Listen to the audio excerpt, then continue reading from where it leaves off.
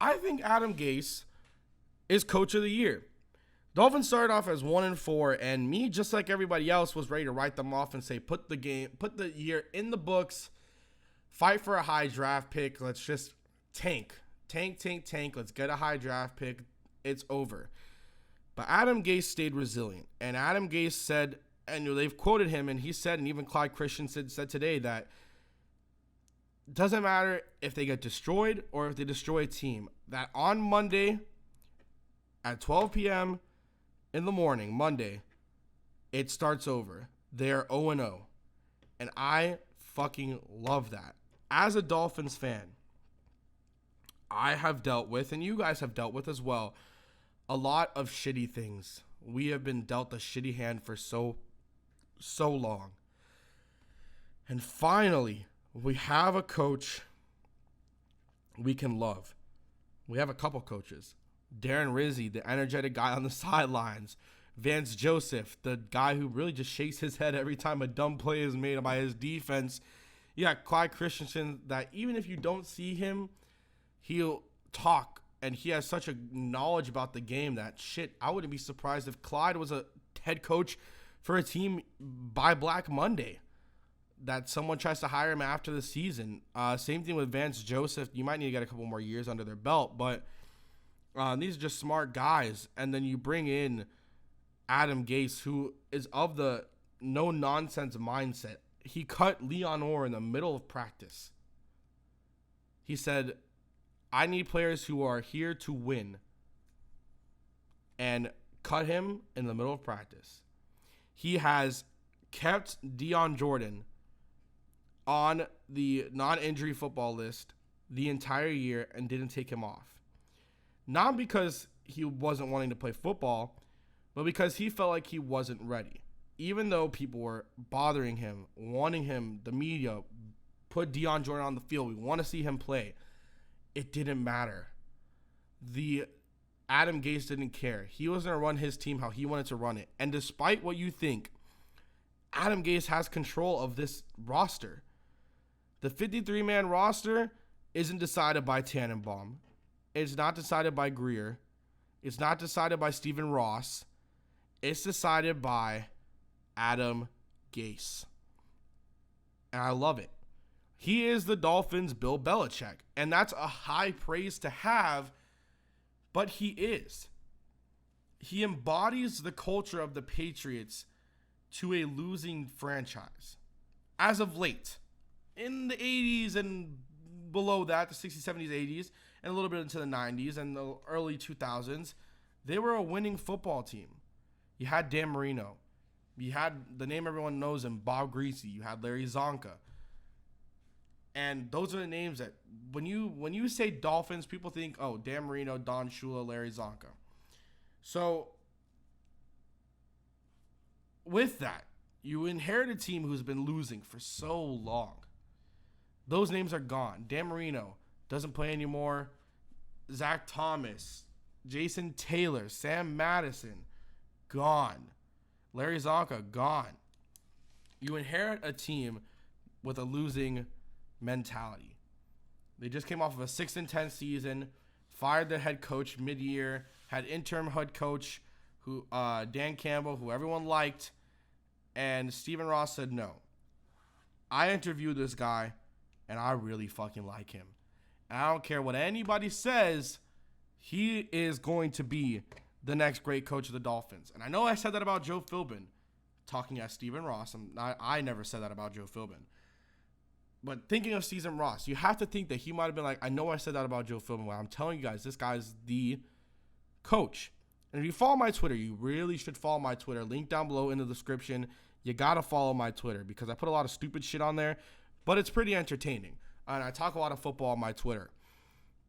There's one guy I interact with a lot on Twitter who has a really big Miami Dolphins fan following, and he's just kind of grown his Twitter following off of people like me, regular people who just have a crazy love for the Miami Dolphins. And I was told him when we were 1-4, I said, listen, I know we're 1-4, but I know that Adam Gase is our coach. And he retweeted my tweet, and a lot of people were responding to me like we're 1-4. Ryan Tannehill needs to go. We don't have a running game. This offensive line was supposed to be good. They suck. Byron Maxwell sucks. Kiko Alonso sucks. Although Kiko Alonso has been playing good football all year. Not necessarily in coverage, but he's been a great tackle guy. And I said, no, we need to stick with it. I obviously, for the media point of my channel, where I do want to also get some clicks and views, I did put out stuff saying, should the Dolphins let go of Tannehill? Would he end the Tannehill era? And I've always been a believer in Tannehill. And a lot of people will see some of my videos when we were 1-4 and they'll think, no, you weren't. If you want, and I put it on my Twitter, there are pictures that I had on my Instagram and even stuff that I screenshotted from my Twitter from a long time ago, from 2013, 2014, 2015. And all of it isn't the Miami Dolphins. It's the Dolphins a little bit and Ryan Tannehill. And I've just always liked him. I thought he had a great personality, and I've just always liked him. That's my quarterback. And I'm responding to people who are like, oh, Matt Moore is so great. And I'm like, no, that's my quarterback you're talking about.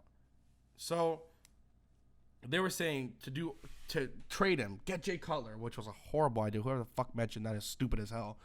And then Adam Gase said, no, I'm going to ride this ship every single week. We start at 0-0. Doesn't matter what our record is. And people bought in. Cam Wake bought in. And Ndamukong Suh bought in. And when those two guys buy in, Mike Pouncey, Jermon Bushrod, Brandon Albert, when they buy in, the young guys will buy in. Jawan James will buy in. Laramie Tunsil will buy in. Kenny Stills will buy in. You got Jarvis. Devontae Parker will buy in. He left Jay Ajayi at home for the first game of the season against Seattle. Kenny Stills dropped what could have been the game winner in Seattle, and he said, no, I'm not going to bench him. I'm not going to trade him. And Kenny Stills, in a lot of Dolphins' hearts right now, is the guy. He's our big play guy. Down the field, who are you going to throw to? Kenny Stills. He's got the speed, and he can catch the ball. He's someone who's going to get a lot of money in free agency. And if the Dolphins are able to keep him, that'd be great. But we do have Leonte Carroo. Don't forget, man out of Rutgers, rookie. Has a lot of potential. But Kenny Stills is going to get a lot of money in free agency. And what can he accredit that to? Adam Gase. Jay Ajayi. You know, a lot of people are saying Jay Ajayi's drop in production has been bad. Jay Ajayi has to fight for most of the yards he gets. He has the most broken tackles out of all running backs. The dude fights for yards, and it's fucking insane how he fights for the yards. Ryan Tannehill. Almost everybody was riding Ryan Tannehill off at the beginning of the year. It didn't matter who you were. Even if you were a huge Ryan Tannehill supporter, you were riding him off at the beginning of the year because he can't do anything. He came back, and yes, now he has a run game. Now he has an offensive line, but you need that. Look at how Tom Brady's playing with a semi-good to potentially very good offensive line and LeGarrette Blount and Dion Lewis. Tom Brady's having an MVP year. He probably will win the MVP. And Tom Brady's been great a lot of years, but he is having a fucking amazing year this year. And this is coming from a Dolphins fan. Ryan Tannehill finally gets a run game. He gets a solid offensive line. And he's posted the best QBR of his career. He probably would have thrown for the most touchdowns of his career this year. He's posting a great completion percentage. His deep ball has gotten significantly better. I mean, he's been throwing very good down the field passes.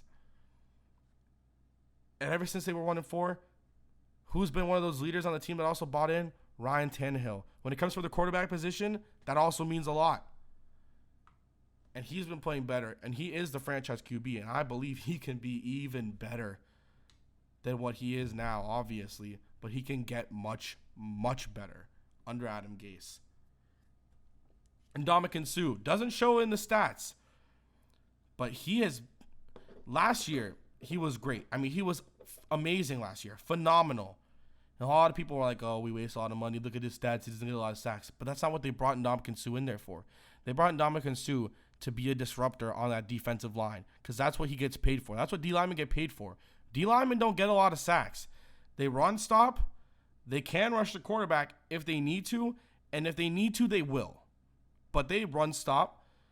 They disrupt. They get double teams. They draw traction so that the defensive ends and the second DT, if you're playing a 4-3 or even anything else like that, can get open and have man to man and get the job done. You line him up on the defensive end side, forget about it. He's played well. You got guys like Jordan Phillips, Earl Mitchell, who are playing well. And a lot of people haven't been talking about Jordan Phillips a lot as of late, but Jordan Phillips has been playing very well this year. Xavier Howard had the best game of his rookie career out of the 5 games he's played after coming off of 2 knee surgeries against Brandon Marshall, who, despite all the shit talk, is one of the greater wide receivers in this league. And even through all the shit talk, he got fucking destroyed by a rookie corner. That dude is a future superstar and a great pick from that second round spot. Byron Maxwell, and they were saying to cut him, trade him away, get rid of the salary. He has been playing amazing since that 1-4 start. Everyone has bought in. Now, there is linebacker issues, but they've bought into the system. And if you had to think of one guy who deserves the Coach of the Year nod, it's got to be Adam Gase. The only other person, completely honest, the only person who I think could deserve it, despite Adam Gase, would be Bill Belichick. And that's just because Bill Belichick is in another stratosphere. He is just, there is something in Bill Belichick's mind where losing isn't even, like, it's like he doesn't know how to lose. Even when he loses, he doesn't know how to lose. It's crazy. But when you really think about it, Coach of the Year, who are you going to give that to? And from a completely unbiased standpoint, it's got to be Adam Gase. I hope you guys very much enjoyed my monologue about why Adam Gase needs to be Coach of the Year. I strongly believe this, and I will strongly believe it until the voting is over and even after that. I think he's been a very positive effect, and if you're looking at Coach of the Year, I think you look at everything top to bottom, and I think he's Coach of the Year. I know a lot of people are going to say Jason Garrett, but let's be real. Jason Garrett's not coaching that team. Jerry Jones is coaching that team. He's the coach, the general manager, the assistant coach, the defensive coordinator, the offensive coordinator, the DB coach, wide receiver coach, center coach. He is everything. He's also a very smart businessman. Putting Tony Romo out like that. You really think Dak Prescott's going to be the quarterback of the future, and then they're going to take him out and put in Tony Romo for the playoffs? You're joking. He's trying to get a first-round pick for Tony Romo. That's going to be a whole separate video, but I hope you guys did very much enjoy this video about, like I said, my bid for why Adam Gase should be Coach of the Year. If you did, make sure to drop a like on it and subscribe if you are not subscribed. Until next time, peace.